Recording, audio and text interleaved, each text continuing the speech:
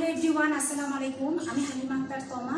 আজ আপনাদের সামনে আলোচনা করব the Bangladesh legal practitioner and bar council laws. এখান থেকে মূলত চেয়ারম্যান নির্বাচন এবং বার কাউন্সিল কর্তৃক গঠিত কমিটি সমূহ এটি আপনাদের সামনে তুলে ধরব। তো চলুন মূল আলোচনার দিকে এগোনো যাক।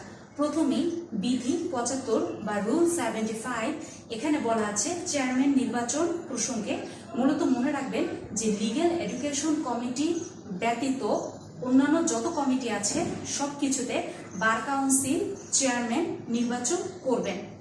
এবারে আসি পরবর্তী বিধি ৭৫ এ বা ইংরেজিতে বলা হয় রুল ৭৫ এ।